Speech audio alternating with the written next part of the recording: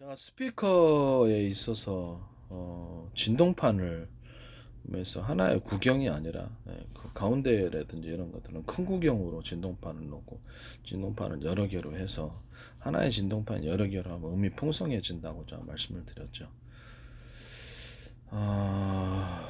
그 다음에 일단 축에다가 구리 코일을 감아 놓는 것을 두 개로 하는 것을 네 개로 하고 또는 여섯 개로 하든지 회사 마음대로 여기 연구 자석을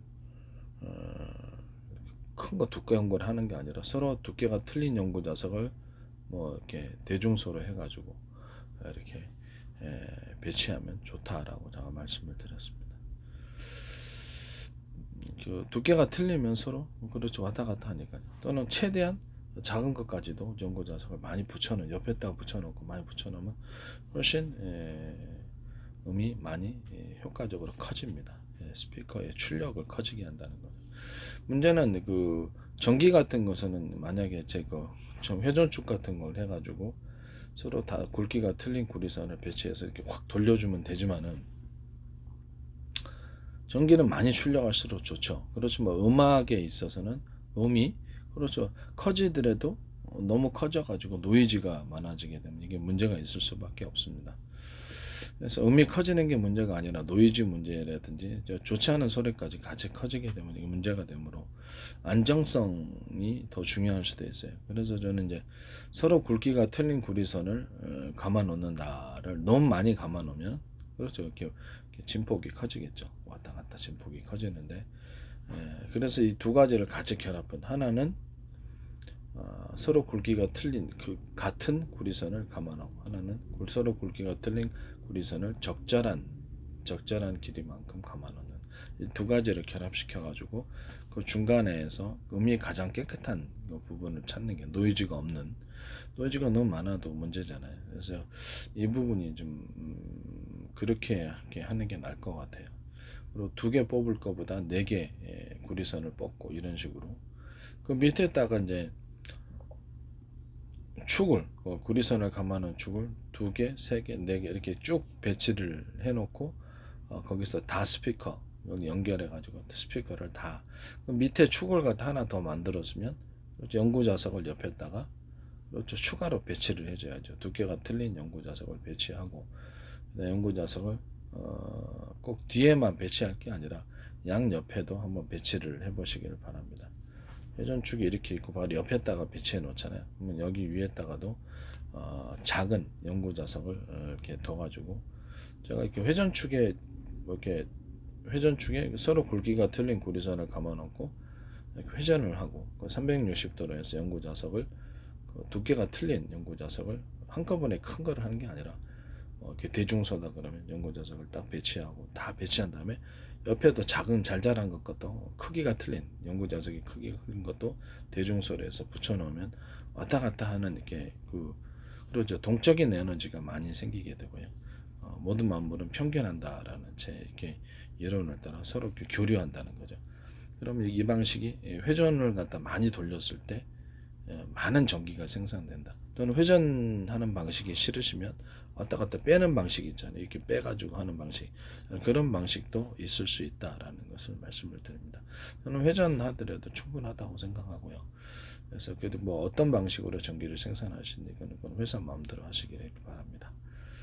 스피커에서는 그래서 보다 많은 진폭 왔다 갔다 하면 진폭이 커진다 그랬죠. 제가 예전에도 한번 말씀을 드렸다시피 같은 구리선의 것은 진폭이 그렇게 크지 않다.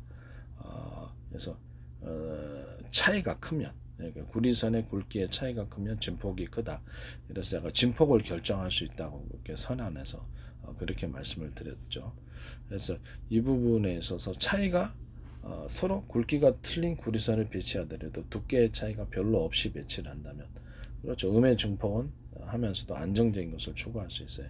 또는 구리선의 굵기가 굵은 것을 같은 것을 감아 놓되 거기다가 구리선의 굵기가 약간 틀린 것 이거보다 약간 낮거나 또는 그 안에 낮은 것을 한 번 더 감아주려 가지고 회사에서 음질을 시험을 하는 거예요. 노이즈가 많이 생기면 그것도 곤란. 출력은 커지지만 소리는 커지지만 노이즈가 많다. 그러면 그런 두께를 조절할 수 있습니다. 서로 두께 차이가 없게 하면 음질은 높아지면서 동시에 노이즈가 별로 없게 됩니다. 노이즈라는 것은 일종의 파공음이라 그래야 되나? 이게 갑작스런 변화로 해서 싹 찢어지는 소리라든지 이게 이런 소리도 날 수 있으니까 너무 뭐 음이 크다고 좋은 게 아니라 스피커에게는 음이 좋아야 되는 거잖아요. 그죠? 음이 깨끗하고 듣기에 딱 좋고 또 음이 풍성하려면 진동판을 그렇죠. 하나로 통째로 하는 게 아니라 여러 개의 구경을 이만한 구경이 되면 가운데는 구경을 좀 큰 걸 놓고 옆에는 잘 자란 걸 놓고 해가지고 음을 풍성하게 증폭을 시켜주는 기술. 뭐 대중소로 할 수도 있고요. 회사가 가장 이런 진동판을 올려가지고 음이 풍성한 것은 좋으나 너무 시끄러우면 곤란하니까 가장 적절한 구경의 조화를 찾으시기를 바랍니다. 회사 마음이니까. 그다음에 이게 그렇죠. 축에 있어서 이 부분도 너무 안정적인 것을 추구하면 음의 중폭이 별로 크지가 않고요. 음의 중폭 소리를 크게 하기 위해서 이거보다 두께가 좀 그렇죠. 좀 얇은 좀 대중소다 하면 차이가 크면 진폭이 크다. 대신 노이즈가 있을 수 있다. 그러므로 차이가 적으면 진폭은 좀 적으나 출력은 가능하다. 노이즈가 적다. 이렇게 되면 노이즈가 많으면 안 되잖아. 차이가 커갖고. 그래서 그런 부분을 결정하시면 되겠다라는 것을. 이거 가지고 이제 진폭을 결정하고 진폭의 증폭 이것을 결정할 수 있다. 그래서 가장 적절한 음질을 택하면 된다. 그리고 선을 2개보다는 4개 내리고 구리선 2개로 나와 있잖아요. 4개로 이렇게 6개 이렇게 늘리면 훨씬 더 좋다. 그다음에 이렇게 연구 자석을 서로 두께가 큰 덩어리로 두는 게 아니라 두께가 틀린 것을 배치해서 서로 간에 많은 운동 에너지가 생기기 위해서 즉 소리를 증폭시킨다.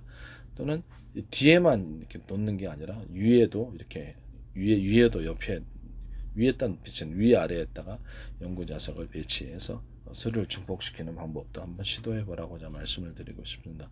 이런 구조는 제 기술 구조에 해당합니다. 이 축을 밑에다가 쭉 몇 개씩 더 나열을 해놓는 이런 방법도 있다라는 것을 말씀을 드립니다. 그래서 음악을 좀 더 증폭을 시켜주고 밑에다 이것을 연결해 갖고 다 스피커 체제 스피커가 여러 개 있는 것을 해서 소리를 확성시킬 수 있으며 이것이 작은 이만한 마이크로도 이런 방식을 선택했을 때 굉장히 소리가 증폭이 된다는 겁니다.